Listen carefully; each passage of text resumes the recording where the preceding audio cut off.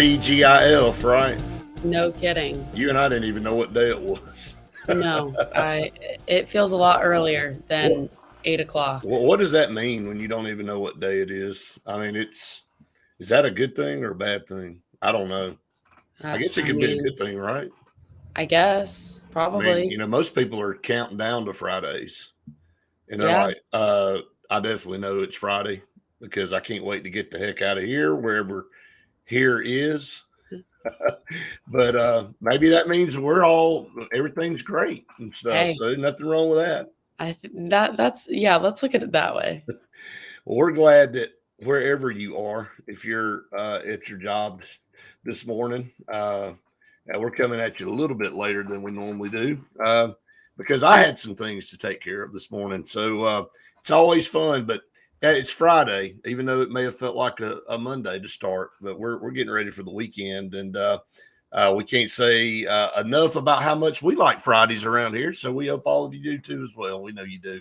Glad that you joined us here on the Auburn Blitz podcast, and we got a lot to discuss this morning. Obviously, the game tomorrow, and you are not in your same location that you normally come to. You are in Oxford, Mississippi.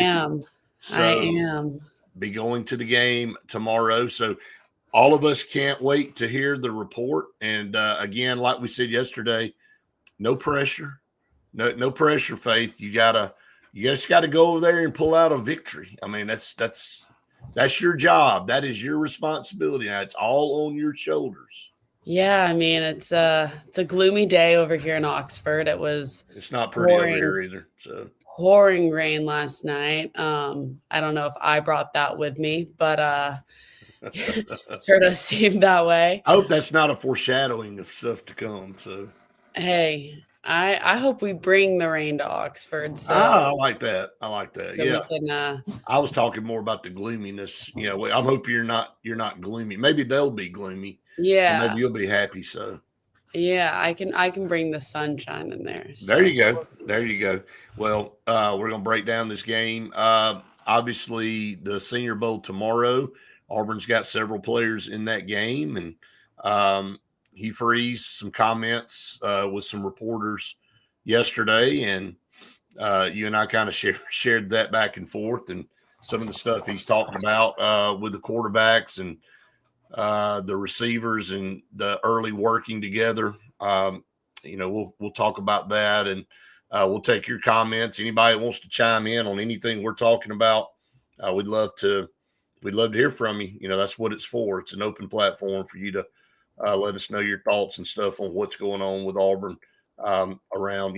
We're getting very close to opening day for baseball and softball, so we'll be inundated when that rolls around. Man, February always is a extremely busy month because you're coming down the stretch with basketball. You're also ramping up and getting everything ready for spring sports. So there's a lot to cover, and it's really daily. It's not really a game here and then wait 3 days. It's something going on all the time. So always fun to get that started and see what's going to happen in the spring. Some high expectations really for both the baseball and the softball teams. You've got new coaches on the softball side, the baseball team trying to rebound off of a down year, but had a great year recruiting and returning a lot of guys that are going to be huge integral pieces to this team. So look forward to getting Coach Thompson on with us here, Faith. And, Coach Thompson's always been a good friend of our program. He always comes on right before the season starts to give us a preview. And he did that last year, and I thought, and I wasn't going to talk about baseball a lot this morning, but I just want to kind of give this, Coach Thompson kind of foresaw maybe what happened last year. And I think we have a huge asset in Coach Thompson. I think he's one of the best coaches in the country. He's done so much for our baseball program and consistently getting us deep in the postseason and multiple College World Series appearances.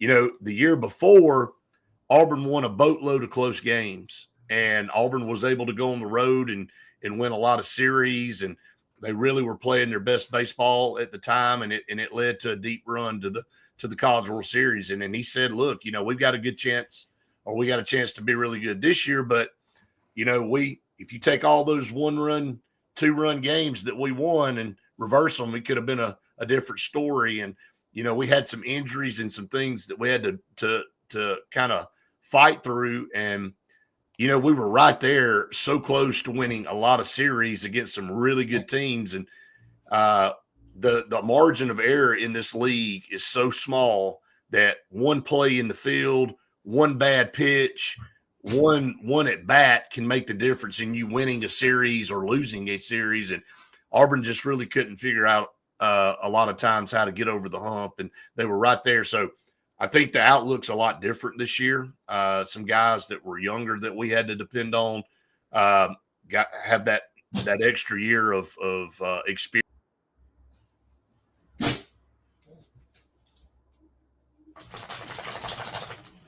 Okay, well, it looks like, I don't know if Brett can see me, but it looks like I've lost Brett.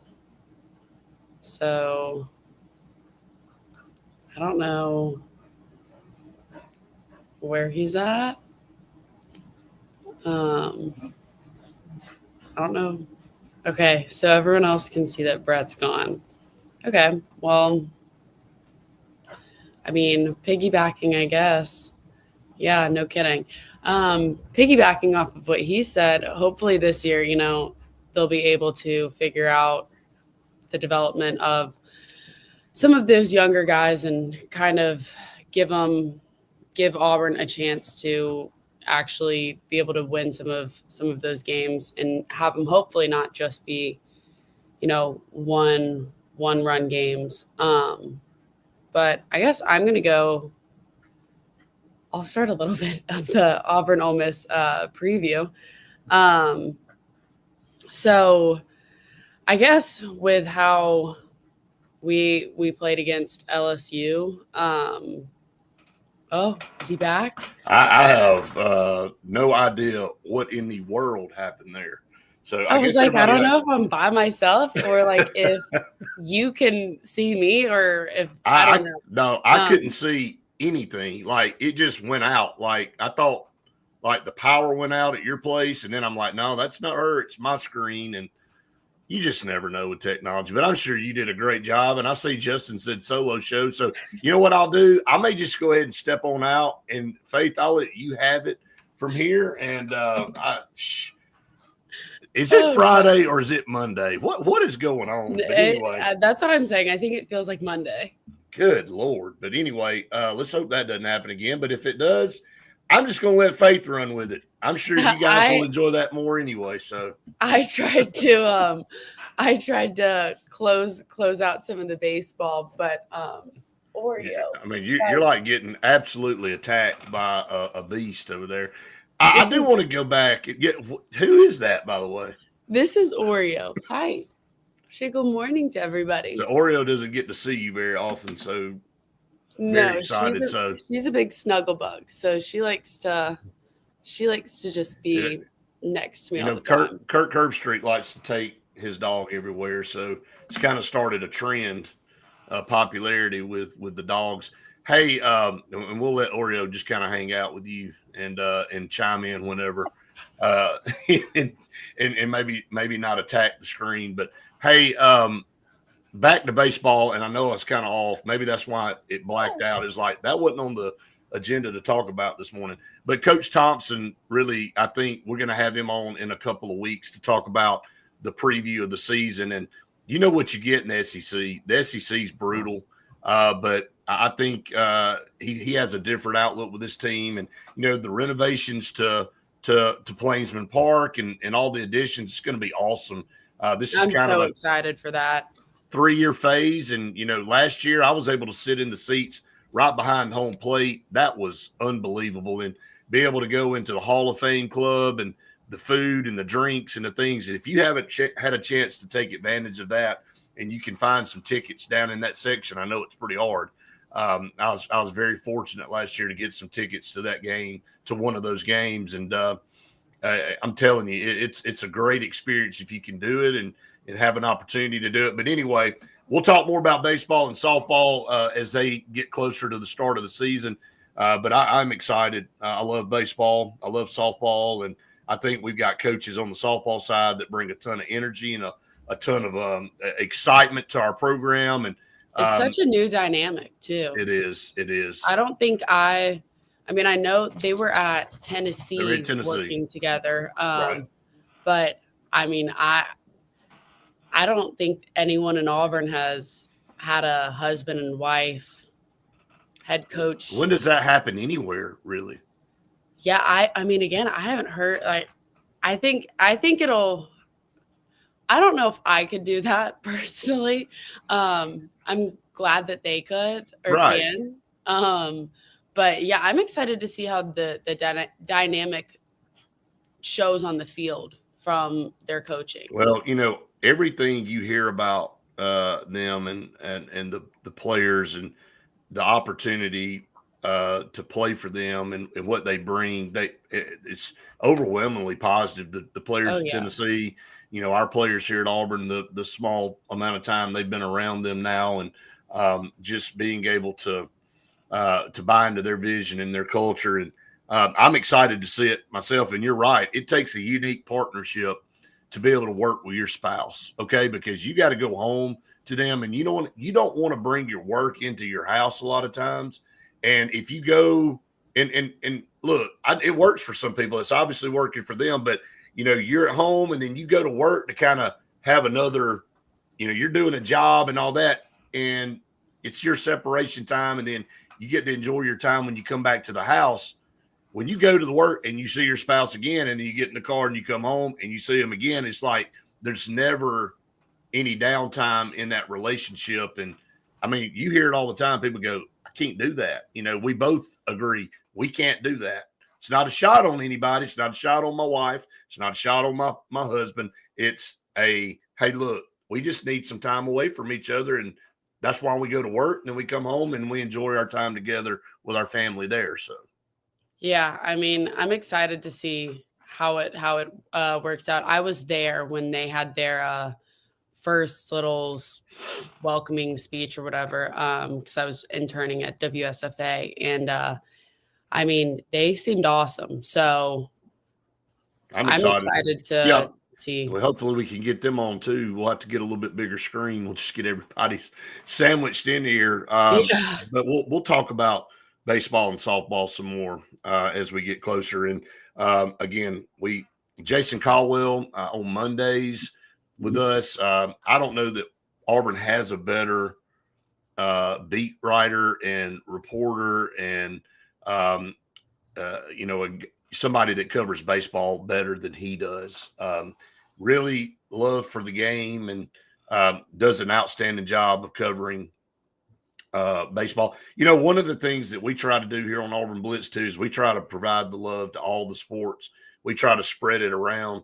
It's so easy to talk football 365 days a year, and we talk a lot about football. I mean, I would say, we're going to talk a little bit about football today because it's warranted, but there's some of the podcasts that you tune in. It's it's like and I'm not taking a shot at anybody, but they try to dig up like the most random thing football to talk about for 25 minutes and then go off the air and not say a single word about our number one ranked basketball team. Don't say a word about our baseball and our softball teams. They don't say anything about any of our other sports. I mean, it's just football, football, football, football, football. And that's what we are. I mean, we love it and it dominates, no doubt. But how you're not talking about being the number one team in the country right now, and that's not dominating your talk if you cover Auburn sports, I don't know what you're doing. So that's what we do here in Auburn and Ole Miss. Is what we're going to talk a lot about today because you guess what? I'm enjoying this journey. Faith, you talked about it. I talked about it the other day. Sometimes when we're in the moment, we don't really appreciate it, but I'm appreciating every one of these wins, and they're hard to come by. And you're not the unanimous number one team very often. As a matter of fact, this is the first time Auburn's ever been the unanimous number one team, and we've been unanimous for 2 weeks now. So enjoy the moment. I hope we're unanimous next year and the year after and year after, but you just don't know. So you take advantage of the current situation. Auburn on the road at Ole Miss. you're going to be at the game tomorrow. It's a 1:00 tip. It's a good Ole Miss team. Chris Beard's done a great job coming over. Again, it's part of the reason why this league is so good is because we have so many good coaches, and they went out and hired a great coach. And, I'm not going to compare him to Bruce Pearl, but it's kind of a similar situation. Chris Beard was, coming off of, a tumultuous Texas deal, and then Ole Miss is able to go in and grab him and bring him in. Bruce Pearl kind of the same deal, coming off of some controversy at Tennessee, and Auburn gave him another chance, and it worked out great. And Chris Beard is building a good program at Ole Miss. He's got a good program right now. They just snapped a 3-game losing streak. They're a team that's ranked in the top 25. You've been to the Pavilion before. It's a tough place to go and play. And I'll be honest with you. You and I have been talking about the way Auburn's played the last couple of games. They've been able to find a way to win, but we've got to get better. And Bruce Pearl said that in the press conference a couple of days. We've got to get better in certain areas if we want to continue to pull off W's. Yeah. When you were gone, I was like, well, I guess we'll switch over to some of the preview of the game. I talked to Brett when I was driving down here yesterday, or up here yesterday, and I was like, oh, when I got out of Birmingham, always going to Birmingham, you see a bunch of Auburn stickers and license plates. But coming out of Birmingham, and when you have to get on the exit towards Memphis, there were still so many Auburn stickers and so many Alabama license plate and everything. And I was like, oh my gosh, these people are all headed to the game. And even there's these 2 really long highways that you got to take to get to Oxford. The 2 long highways had so many Alabama license plates and a lot of Georgia license plates with Auburn stickers and stuff. And I feel like I will be less alone than I thought I was going to be just from yesterday on a Thursday driving over here. So that makes me feel a lot better about not being solo in the student section in my Auburn attire. Well, you still may be solo in the student section, but there'll be other Auburn fans in the building somewhere. So right. You just won't feel like you're by yourself. But hey, look, we talk about this all the time now, that it's easier to go on the road and watch Auburn than it is to get a ticket at Neville Arena if you don't have season tickets or you don't have connections. And look, it's nothing to jump in you jumped in the car, drove over there. I'm not saying it's like an hour drive, but if you're in a 150-mile radius of Auburn or somewhere around there in these schools like Georgia and Athens and, even down at LSU at Baton Rouge, and if you're within 4 or 5 hours of driving, people get in their car. And even if it's a midweek game, they'll get in their car and drive and go watch because they can afford the ticket. And it's a road trip, and it's a lot easier to go watch them. So I'm not surprised, to be honest.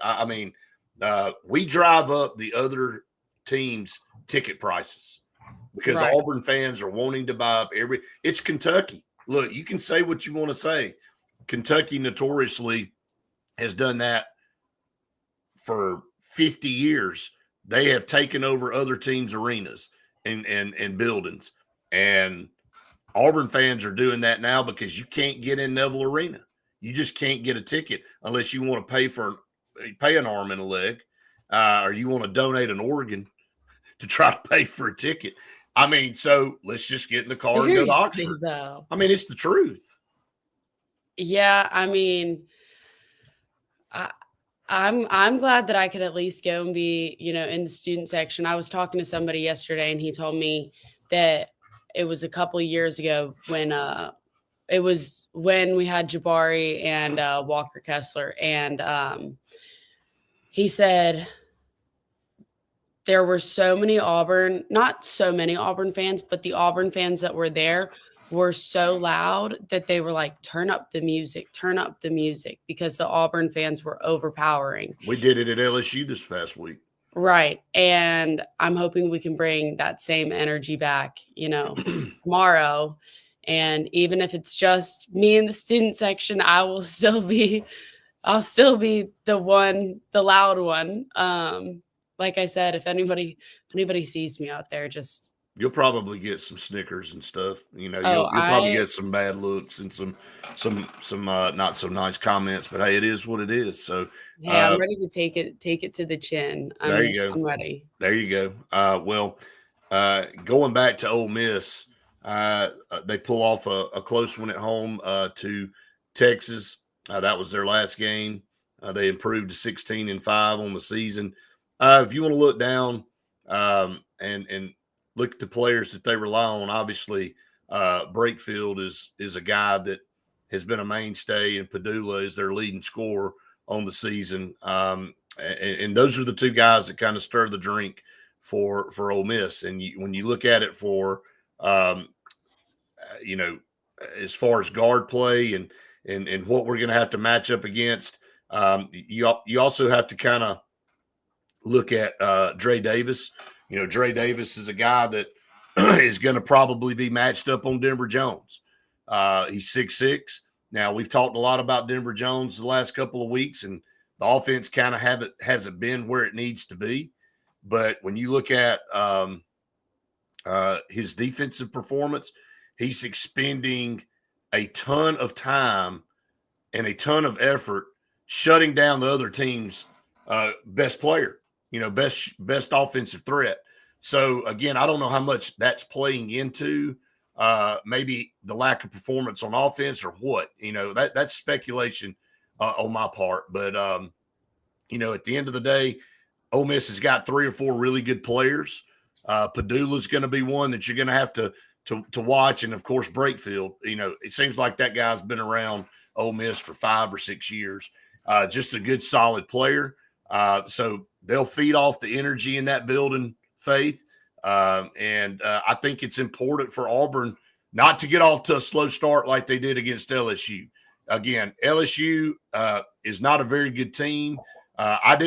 Even though we got off to a bad start, I never worry about it because that's how bad I thought they really were. I'm like, man, this team's just not good. They just don't have the athletes. They've had a chance to get out to a 15-point lead, and they only lead by 4 points right now. So they suck. I'm not worried about it. But we can't afford to do that against an Ole Miss or a Mississippi State or an Alabama or a Florida or anybody like that, whether you're at home or the road, but especially on the road. Auburn needs to get off to a good start shooting the basketball on Saturday afternoon. Yeah, they need to come out of the gates hot. It's been a so you got compared to the Hawk Tua girl? Yeah, Faith, I saw that. What the hell, man? Justin, come on, man.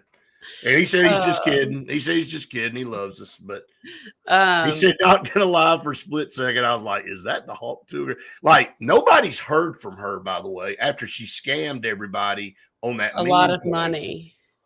I mean, could you not read the handwriting on the wall with that girl? I'm going to go take a nap. Bye, guys. You can deal with my $3 million that you guys are all going to be in debt. God, what an idiot. But anyway. Yeah, that was wild. But no, Justin, that's not who we've got. It's Faith. So, all right, go ahead, Faith. Go ahead. Yeah, I mean, I'm trying to think. Oh, yeah. So hopefully out of the gate, they're going to be hot. I know that we've had a slow start, but we've also had some hot ones. I think our shooting is just going to have to be better. Miles Kennedy. Chad Baker-Mazara during the LSU game, he was on the floor more than I think he was standing on his 2 feet. So, hey, can you guys knock it off? I'm busy, please. I think you need to run a babysitting service. Literally, I can't deal with this. But other than that, I think Janai, if he keeps getting fouled and goes to the line, I mean, even if he can just get down there and do that, I feel like they don't have a big body like Janai himself, that is as talented as him, but also they have those 3 guys. Well, there's no question they don't have anybody. But we have 5. You know what I mean? Right. So it's like, Well, we've just got to get better at guard play offensively. Right. So is it Tahad? And, you texted me the other day. You said, I think he needs to get more minutes. And, I think Todd maybe does need to be out there a little bit more. And, I think it is all dictated by the matchups. I think Bruce and Stephen Pearl and Ira Bowman, they really pay attention to the matchups and the personnel on the floor. And if it's a mismatch, even if you're going to sacrifice some points offensively, if Denver's not shooting the ball well, maybe they feel like he's the best player out there to shut their player down, and they would that's more valuable defensively than it is to have him maybe a better offensive player on the floor. I don't know. That again, that's why they get paid what they get paid. But they make the decisions based on personnel on the floor and the substitution patterns, and they have a method to the madness of how they get guys minutes. So, but at some point in time, you got to get some offensive production out of your guards as well, and it's got to get a little bit better. I'd like to see Denver Jones actually put some points up on the board tomorrow. Right. And so I think that's what everybody's looking for. I want to go back to the Chad Baker Mazara comment. I had a lot of people texting me during the game Wednesday, and they're just like, look, man, this is 2 games in a row that, look, he may be hurt, but, man, it's like you fall down and it's let me roll around for a minute or two and let me, just again, if you hurt, you're hurt. But if you're trying to, it just kind of seems like the mental part for him in the game right now is more diverted toward attention and well, I don't want to say victim mentality either. I don't know. If he makes a stupid play or misses a shot, I feel like he's down on the ground. You know what I mean? Right. And now, I do think he took a punch below the belt the other night. He did. That was crazy. So now that was dirty. Now that one, but the one under the goal, it was kind of like, all right, man, I got it. I kind of saw the replay and I'm like, nothing really happened. And it's like, look, can we just bounce up and let's quit trying to draw? And I had several people text me and say, he's got to quit looking for a foul every time down the floor. Just let the game come to yourself. And I think maybe the mental part for him is the part that's always fragile. When he's dialed in, man, he's as good as anybody in the country. But if his mind is somewhere else and worried about other things, man, it can throw the chemistry way off. Hugh said every win from here on out is going to cost tons of energy.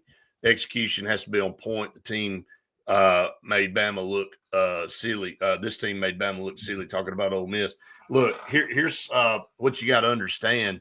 That's why Bruce is trying to add depth and get some of these guys on the bench more minutes, because you're going to have to rely more and more on as much depth as you can, because stealing 2 or 3 minutes for some of your starters can make the difference in winning or losing a game. I mean, if you don't have to play 35 or 36 minutes, but you only have to play 29 or 30, that extra 5 minutes could be the 5 minutes you need at the end of the game to get you over the hump. So, Jaheim getting more minutes. If Ja'Kai Howard can get straight and get back to where he's able to get, 5 to 7 minutes a game, whoever it is that you're trying to add into the mix, if Chris Moore can continue to be the role player he is and come give you 5 to 7 minutes, I mean, all of those are valuable minutes for the guys that start and that we rely on heavily, just like every other team relies on, a certain 5 or 6 guys. So building that depth is extremely important. All right, so I want to go and talk about some of our partners real quick. We couldn't do the show without Sensa Green. For air that's cool and clean, call them Sensa Green. They're the carrier experts here in the state of Alabama. Really appreciate them. If you're looking to replace your heating and air unit, they're the ones to call on. They're going to give you a lot of rebates. They're going to save you tons of money, and they're going to give you a more efficient system that's going to save you money on your power bill. So call on Sensa Green for air that's cool and clean. Scout Program Management, a full-service construction management firm located in Birmingham, Alabama, that will take care of everything from the pre-construction phase all the way to the finished product. They will handle all your needs. don't put the stress of that on your back. You do it and handle it, and give them the keys to your car and let them handle your construction project. And they will take care of everything for you. That's what they're paid to do. They'll take the worry off of you and make sure you get what you are paying for. So Scout Program Management there. And we'll talk about some more of our partners here in just a little bit. We have an on-location show coming up soon, Faith, that you and I were talking about yesterday. We'll give some people some more information about that as we get it hammered down. So we'll be back on the road again in the month of February. So we're looking forward to that. Jerron says, happy Friday, War Down. Look, there for a minute, Jerron, early in the show, I thought it was Monday with the way things were going. So, yes, it is TGIF here on the Auburn Blitz. We're glad that you've joined us. Finishing up talking about Ole Miss. Again, I think Hugh said it and everybody knows it. You're going to have to expend a ton of energy from here on out. And, you take them one at a time. You can't afford to look ahead to anybody. Auburn's got Ole Miss, obviously. Then we come home for two home games. You got Oklahoma and Florida coming in. Florida will be next Saturday. Man, that will be, my gosh, if you're looking at, all right, we had Tennessee in here, and they were ranked 6th in the country.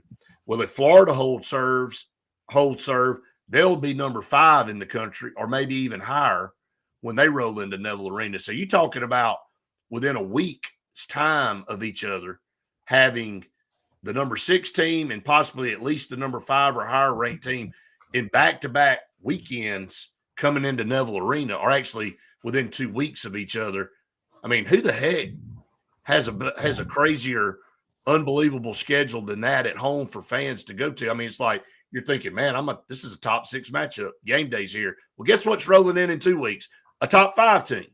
I mean, this thing is unreal how many good teams there are. If you guys want tickets, they're only as low as $369. So get your tickets. It's unbelievable. Yeah, I cannot. That's standing room. That's standing room only tickets, by the way, Yep. right? Yes, by the way, standing room only. So and if you want to be all the way up at the top, it's $600. So that's up to y'all. I mean, and that's probably without the fees that you got to pay. Oh yeah, like the $20 website fee. These ticket prices, you look down and go, oh, that ticket's only $110, and by the time you get it processed, it's like, oh, your final price is like $320. I'm like, you see, it's so deceptive. It's kind of like they suck you in and like, oh, you're going to get a good price on this ticket, and you got the service fee, then the tax, but then the tax on the service fee. Sounds like the government, doesn't it? Everybody getting their piece of the pie. So anyway, a lot of people getting paid off these tickets, no doubt about it. But I mean, that schedule's crazy. And then guess what you have after that? You got to go to Vanderbilt, and then you got to go on the road to Alabama. So that's again the outlook moving forward. I hate to say this, but this is one of the easier games that we're going to have in the next 6. This game on the road at Ole Miss. I mean, if you're looking at rankings, I mean, Oklahoma will be easier. But, I mean, Vanderbilt, they're 24th. They're on the road. That place is ridiculous to go play in. I mean, look at who's lost in that building already this year. And then we got to go to number 4, Alabama. And then you got Florida at home. Absolutely, Ole Miss is one of the easier of the games that we've got. And that's hard. That's a mouthful. Right. Well, Hugh, I'm glad that you said, why can't we get a basketball practice facility? Because Brett and I have been talking about that all morning. Absolutely. Hey, can you guys stop, please, before I get upset? Do they like each other, Faith? Yes, they love each other. So they're wrestling around over there. Yes, and they're driving me crazy. So I don't know how many people saw this, but Auburn, the Board of Trustees are going to meet next week to vote to scrap the plans for the new basketball practice facility. And, our good friends at Auburn Undercover, they put an article out on that. And so, encourage you guys to go and read that. But, back in February of 22, the Board of Trustees approved a new practice facility for the girls and the boys basketball team and the volleyball team, and to be able to spread it around. And because right now the facility's just, I mean, it's the most used facility we have on campus. So instead of doing that, um, they're going to scrap that and they're going to renovate Neville Arena and make some adjustments and some amendments. I'll just kind of read an excerpt of this. It says, due to the heavy use of the competition floor and existing practice gym, the project's originally proposed scope of work included the construction of an additional practice gymnasium, expanding team support spaces. However, during the design process, the athletics department adjusted the scope to properly and reasonably address the original project goals without requiring the construction of an additional gym.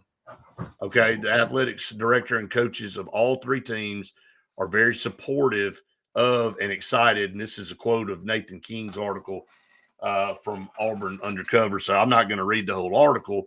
I want you to go and check them out on 24/7. They're our good friends there. But basically, if you'll remember, and I remember Bruce Pearl coming and talking to the Auburn Lake Martin Club and, making a point that he was excited about the project, but he would rather pour the money into NIL. And he said that, to us in person when he was speaking, and all of the different things that that he said it would be great to have, but they need to put more money in the NIL because we got to go get the players. So I think that has had a lot to do with it as well. Auburn's adding a $30 million scoreboard to the other end of the stadium. There's some renovations going on there. So at the end of the day, there's a lot going on, but there's not a money tree out there. And you've got to be frugal with your funds. And right now, unfortunately, NIL and how you manage the collective and all that kind of stuff takes a little bit more precedence and weight over building a new brick and mortar facility, even though the brick and mortar facility is being built to try to benefit your student athletes. So it's trying to juggle all of this. And so it's just the best of both worlds. You're not going to have to build a new facility. You're going to be able to take existing space and change some things up to provide the things that the student athletes need. And it's going to save some money probably for NIL purposes, Faith. Yeah. I mean, we've talked a lot about the NIL and how it's impacted everybody in college sports, but also how it's impacted us viewers of it all. Which is, hang on, give me 1 second. I'm about to. Yeah, you just go ahead and take care of your children over there, Faith. But anyway, when you look at this new kind of the repurposing of the funds for Neville Arena, I mean, obviously with one practice facility, and then you got volleyball that has to take advantage of Neville Arena as well. It's limited in space. You think about SEC schools, you're like, well, man, I can't believe you don't have, the facilities that you need, but you can't. Again, I think it's a misperception that there's just a boatload of money out there to pull from that you can just go build all this stuff and do the things that you need to do whenever you want to do them. You have to plan, and then plans change based on the current structure. I mean, let's be honest, college sports are not the same as they were 10 years ago. I mean, there was an arms race to see who could build the biggest stadium, add the biggest, more seats. I mean, you think about the project at Bryant-Denny, that got scrapped. There's all kind of different things because the focus of where the money needs to go has changed. I mean, it's not about – I'm just glad that Auburn got the football facility finished really right there on the line before all this stuff started happening, because now you're not going to be focusing on building a multi-million-dollar football-only facility anymore, or any type of building like that, because you're going to have to be paying players. Unless something changes, your money's going to be getting poured into that. So that's kind of an update on that. And I think when Bruce Pearl said it in the article, he's like, look, man, I'm excited about, we're all happy. All three sports coaches are happy with the decision, and it's the right thing to do. And so as long as they're happy and they feel like they're getting taken care of, that's really all that matters. Yeah, I mean, we were talking about the Coliseum, which has obviously been there for ever almost. Was there when my dad was around. Almost as long as the Roman Coliseum. Yeah, basically. Dad, I didn't say that if you heard that. But I mean that gym is getting used for a lot of different things. Right.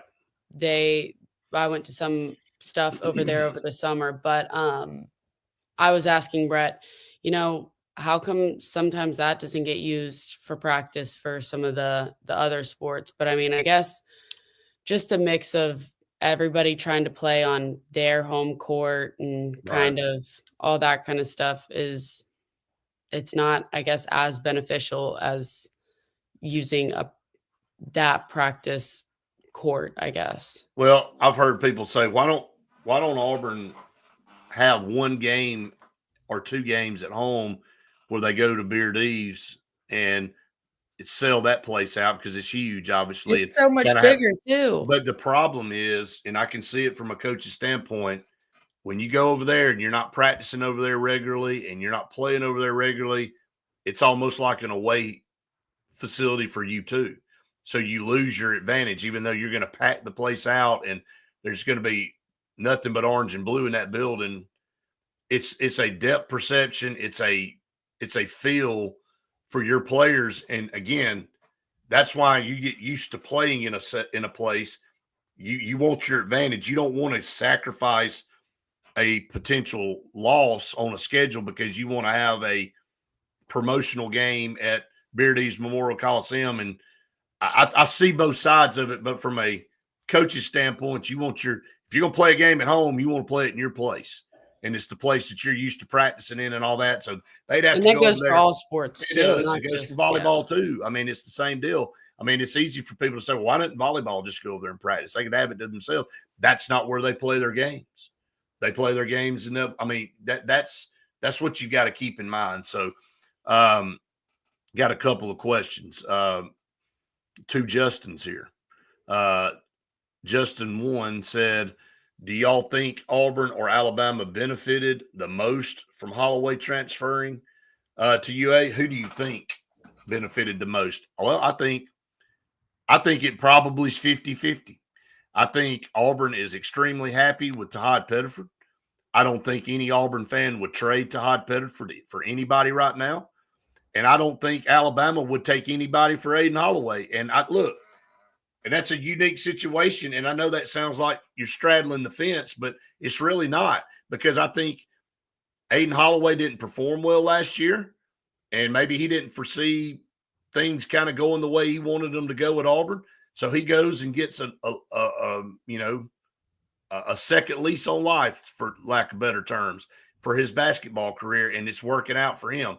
And then Todd Pettiford coming in, nobody's looking in the rearview mirror going, hey, wish we had that guy back, because Todd Pettiford's one of the best freshmen in the country, and he's got ice in his veins. And, man, he has made so many clutch shots this year and made so many huge plays in key games that nobody's regretting losing Aiden Holloway. So, hey, a rare occasion where it worked out for both programs.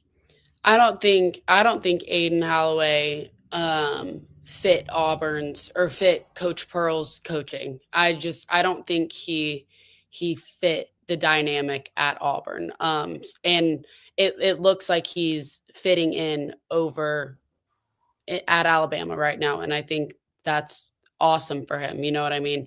And it's great to see him excel and do well over there, because he wasn't able to do what he's doing over there at Auburn. And I agree with you, Tahad. I think he's really beginning to prove himself and show that he is a great athlete, and he's able to make those clutch shots. And like I told you before, he needs more minutes. I want to see him in the game longer. Right. And I mean, I think it's still kind of the same thing with Trey Donaldson. I don't think we're sitting there. We're not Missing him. I or don't KD think, or KD. Right, or KD. I just don't think Aiden Holloway fit Auburn's dynamic. I don't think his playing fit the coaches. Look, because I can tell you this, and people can say what they want. Bruce Pearl played him as much as he possibly played. He tried to make it work. He played a bunch in the SEC tournament. He played in that NCAA tournament game. He was in there a good amount of time against Yale. It wasn't because he had relegated him to the bench over there. He was giving him every opportunity to flourish and be the player that we all thought he could be, and it just didn't work out. And look, we all want to harbor bad feelings, and yeah, I don't like it when we have a player leave and go to our arch rival. But again, at the end of the day, and he made a few little off the cuff comments walking out the door that probably is why there's a little bit more disdain for him than probably would have been if he'd have just said, "Look, I appreciate Auburn and I'm going to go somewhere else." He had to take a kind of a subtle shot at Bruce Pearl, which I thought made him kind of look stupid. But anyway, at the end of the day, it worked out for him and it worked out for Auburn. So kudos all the way around. And I think to Todd Pettiford, when we haven't even come close to seeing what his potential is going to be. That's how much better I think he can get. Just said, have y'all been to Beard Eves in the past 3 or 4 years? I have. My daughter is on the dance team here at our high school, and so they have competition in the summer in there. And so I've been in Beard Eves the last several years to go watch her at competition when they go to camp and they're there for 4 days and then they perform in Beard Eves. And so yeah, I mean, it still looks like Beard Eves to me, Justin. It still has the same smell too, apparently. It's never going to get that smell. That is in the concrete of that building. That you'll never get that out of that building. So, I've been in there. I mean, would it be cool to play maybe an exhibition game in there? Yeah, I think it'd be cool. I mean, maybe have a fundraiser game. Hey, Bruce, what about an outlive game in Beard Eves to raise money? And that's what that needs to sorry to cut you off. No, you're cutting me off. Go ahead. In the fall when I was doing the pregame shows for the Auburn Sports Network and got to do a bunch of feature stories. When I was talking to majority of the tight ends, all used to play basketball, and I was talking with them. They were all just kind of joking around, shooting subtle shots at each other about who was the better basketball player in the tight ends room. And I was like, y'all need to do the tight ends or whoever played basketball also in high school need to play a little fundraiser event against the basketball team and just go and play. And I think that's a great idea. And I think that would be so much fun. It would be fun. Yeah, I really think Bruce would be up for it. Maybe play, an exhibition game in Beard Eves to raise money for that cause. I mean, I don't know what you set the ticket prices at, but have a promotional game. I mean, we play a couple of exhibition games every year anyway to start the season. So I might bring that up to Bruce, and maybe a cool promotional thing that if they can do it logistically and kind of get things worked out. Justin said maybe they need to get the lighting better. He said he went to a wheelchair basketball game in there a couple of years and at least update. I mean, I'm sure the lighting sucks compared to what it is. And I didn't really pay attention to it when I was in there, but yeah, you're right. It's probably the same lights that were in there when Auburn. I'm going to do a little trivia for you guys out there. Who was the last basketball game? What was the last basketball game to be played in Beard Eves on the men's side? Who was the opponent? Not that I'm giving anything away. It's just a fun trivia thing. If anybody knows, I know the answer because I was at the game. I made a point to be at the game. I took my son to the game. We left Alex City. It was a midweek game. We had football. Was it football practice or baseball practice? I had baseball practice because it was in obviously February. We were starting Little League baseball practice. So we left practice a little early so we could get down to Auburn.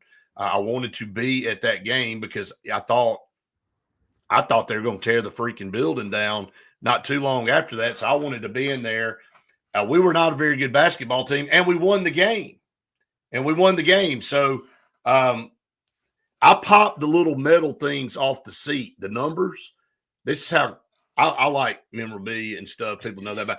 I popped the two numbers off because I'm like, well, they're going to tear this building down. I mean, I want the seat numbers of where and I've still got those little metal tabs that are on those old seats.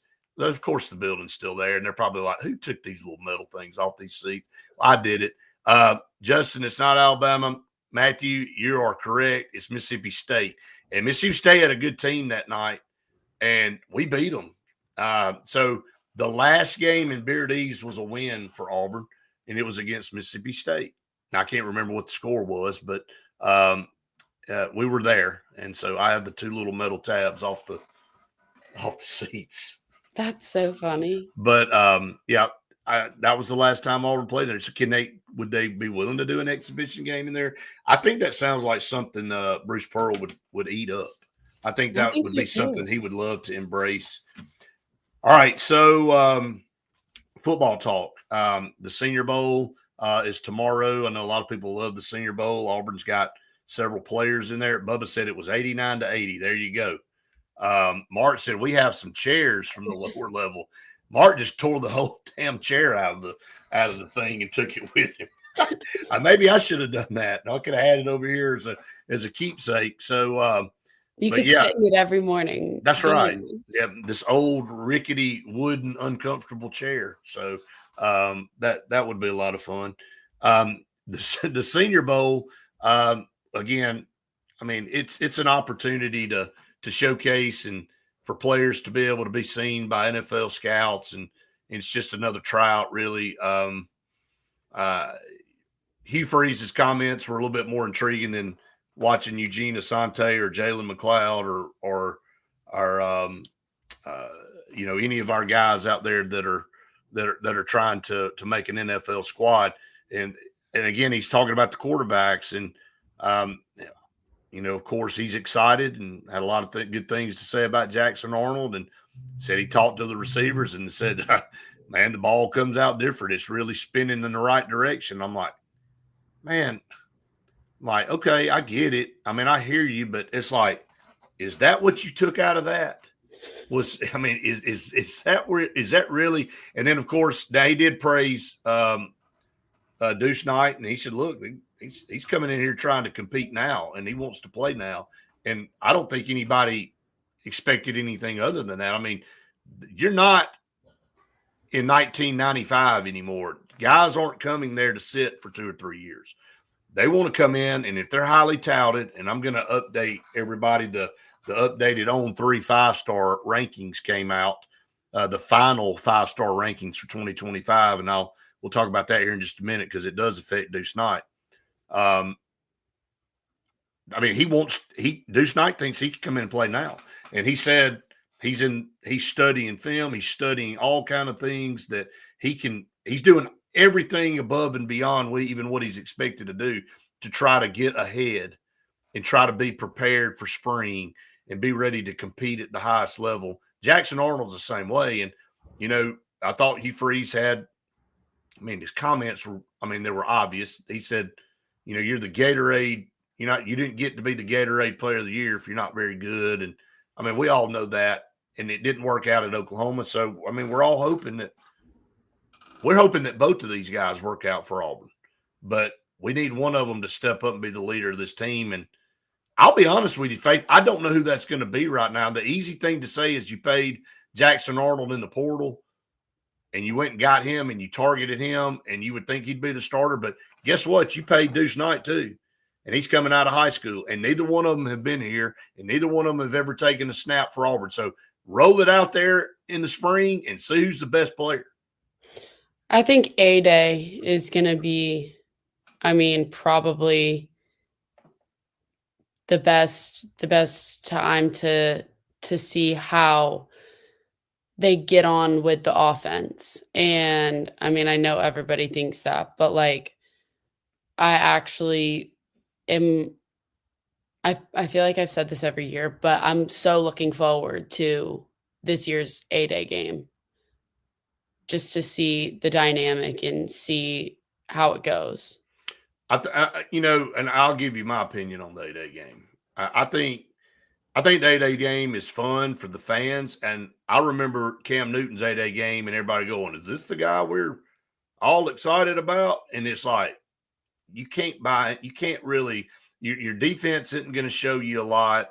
It's a lot of deep balls and one-on-one stuff. And so it's hard to get a good, I think you can see some things because we saw Cam Coleman make a good catch last year in the 8A game, and we saw some things that got us excited. But we already knew Cam Coleman was a dynamic receiver.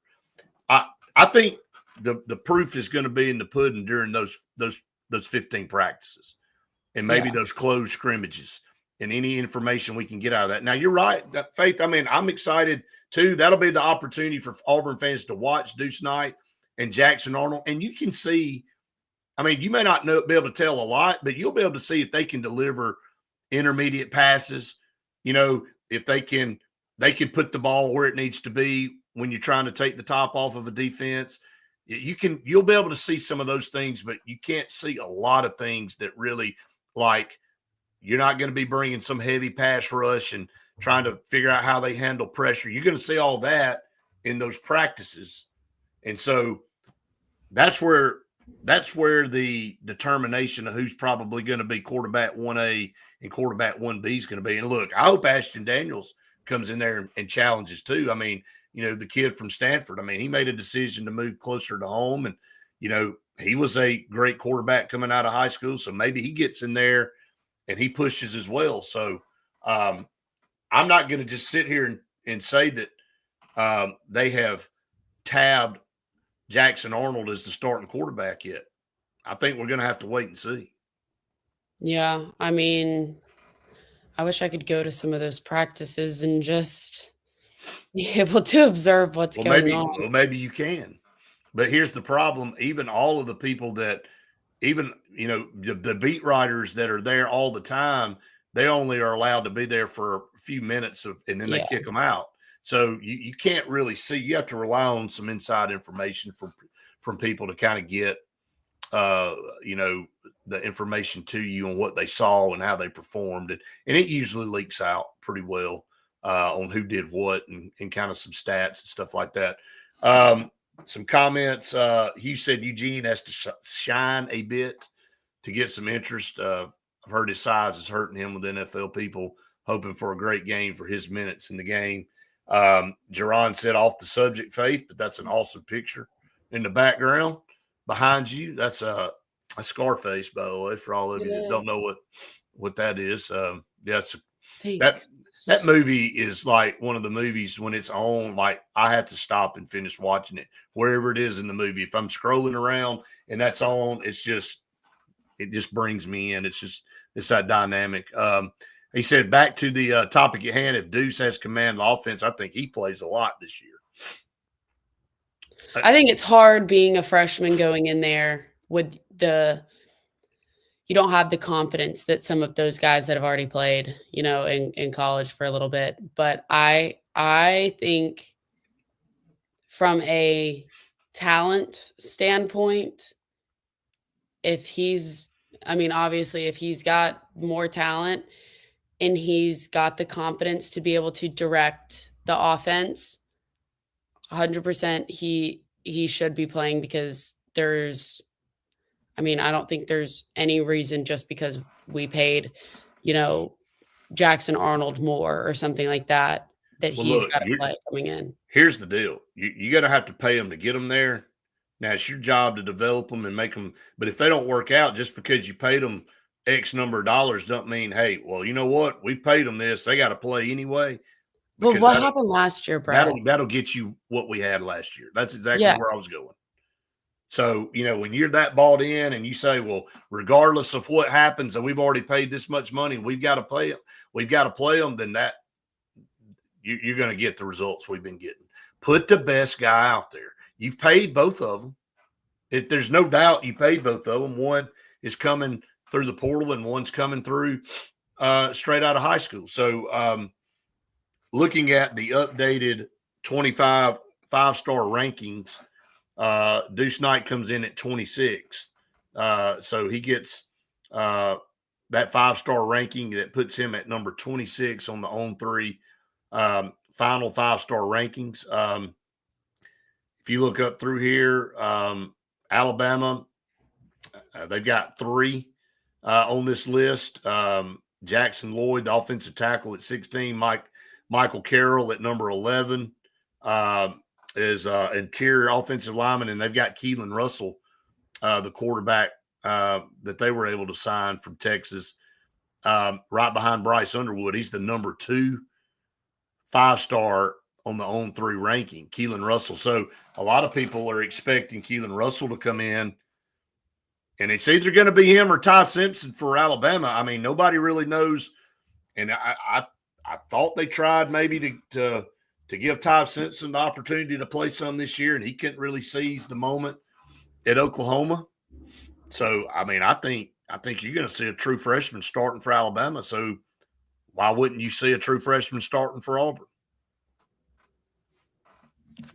Could have that for both teams. Yeah, I can't even follow up anything with that, because I would have thought that some other people last year would have got some more playing time or anything like that. But well, again, we saw how that went. Here's the summation of all this before we get off this morning. Hugh Freeze has made this bed. Okay. He made the decision, and I hate to rehash old stuff, but it's kind of bringing you to where we are right now with our quarterback room. He rode with Peyton Thorne. A lot of people did not buy into that going into the season, but he sold it to everybody and said he was confident he could do the things that we needed to get done on the field with Peyton Thorne for us to be a winner. It didn't happen. Okay. So now that's why his name is on that list that we read off the other day of him being on the hot seat. It's because he's recruited his ass off, but the results on the field have not been there. So we're going into this year with, hey, show me. Let's quit talking about how good we're going to be, and let's see if we can actually get it done on the field. You got to start winning some games. So I think it's extremely important, this decision. It's always important who you pick as your quarterback, but it's never been more important for Hugh Freeze to get it right this time. Because if he doesn't get it right, and it's a back and forth deal 3-4 games into the season, and you can't make a decision if it's Jackson Arnold or Deuce Knight, and one has a bad game, so you start another one, and you got all this up in the air controversy again, you're going right back down the same road, and we all know how it's going to end. Yep. And I think, again, I think if we start 3-3, like I said that we were going to yesterday, right, it's going to be a lot of pressure. Oh, if that winning streak doesn't start after that, I forgot what that last game was. Was it Georgia? Well, you got Georgia at the end of that, because you got Texas A&M, you got Oklahoma, Texas A&M, then Georgia, and then you got us winning out till we get to the Alabama game. And I think you had us upsetting Alabama at home. Yeah, yesterday. I think after that Georgia game, if we keep losing, or if we lose any games, he's gone. Well, if we go 9-3, he's not. And if we go 9-3, but here's what you've got to understand, and I think what you're bringing up, that 3-3 mark's going to come dead in the middle of the season. And so if you've lost 3 games in a row to Oklahoma, Texas A&M, and Georgia, you're going to have an immense amount of pressure. The fan base is going to be up in arms. You're going to be having the national media calling for your head. Can you rebound, and can the mentality of the team rebound enough to go on that run? Because the schedule gets easier after that. The schedule gets a lot easier after that. You got to go on the road and win a couple games, but the opponents, top to bottom, get better. And so you will be in a position to make that run, but will the mentality of the team be in a situation where they'll be good enough to do that? That's the question to be asked. I hope you're wrong. I'm just telling you, I hope you're wrong. I hope we don't lose 3 in a row there. Now, could I see us losing 2 of them? Yeah. But I think Oklahoma, they're not very good. And I'm not sold on anything with Texas A&M. They ain't ever proved anything to me. So I why all hope of a I'm wrong sudden, too, and why I hope all of you a get that sudden, win over there. yeah, I mean, I'm gonna try. I'm gonna do everything I can when we go. But again, those are winnable games. And I'm not saying Georgia at home might not be winnable. Hey, let's flip the coin. What if you've won both of those games and Georgia's coming into town and you're undefeated? Now what's the outlook? Now what's the difference in your mindset? Their bark isn't going to be as big. Oh, it'll be big. Oh, they'll still think they're the dog. No pun intended. But they'll still think, and they rightfully should, because Yeah. I think I was like 9 years old the last time we beat them. It feels like that. Anyway, I mean, good Lord. I mean, it's been so long. I'm sick of losing to Georgia. But at the end of the day, the whole mentality of how you approach that game is going to be based on what you did prior to that. If we have lost 2 games in a row coming to that game, the mindset's going to be, well, here we go again, But if we're 5-0 going into that game, and Jackson Arnold looks like an All-American, or Deuce Knight looks like an All-American, now you're going, everybody's going into Jordan Hare going, hell, we're going to beat them this year. It's our year. They ain't coming in here beating us. Yeah, I but mean, let's get that changes the development mentality. first I'm just before playing. I'm I playing even say it. hypothetical. I'm just playing hypothetical. I know. I just can't even think about that. I haven't seen anything to prove that, and I think I'm just in a little bit Exactly. of a negative Well, headspace when it we comes to gave the that. negative spin yesterday with the 3-game losing streak. So I I know. thought I would just All play right. devil's Let's be advocate. positive. Well, I just thought I'd play devil's advocate and say, well, what if we do it this way? I know you're right. I mean, we expect the worst. We expect the worst for sure, because that's just how we've been conditioned. As Maybe we Auburn can change fans. that. Yeah, exactly. So, I'm all already right. on heart medication at 22, so it's My because of Auburn gosh, sports. It's Auburn sports. Give it me anxiety. damages people's health. It takes a very special person to be an Do I Auburn. get compensation for that at all from the university? I mean, the Probably not. government probably not. No, I mean, My tuition is just going. you don't get any medical reprieve No. for being, because if that were the case, the university would be broke, because all of us that went through Auburn have suffered from all that kind of from PTSD and every other freaking syndrome that you can come up with, that we all have gotten because we're Auburn fans. All right, Hugh said, at what game do you think he knew he was wrong about Thorne? I think he knew at the Cal game. He was in salvage mode. Yeah, I think the wheels fell off in that game. We played so bad in that game. That was such a disappointing game. That was not. I mean, Cal was not a good football team, and we went out there and beat them last year. And then for them to come in to Auburn and for us to crap the bed so bad, that was such a disappointment. Like, I was disappointed after the Oklahoma game because we had that game won.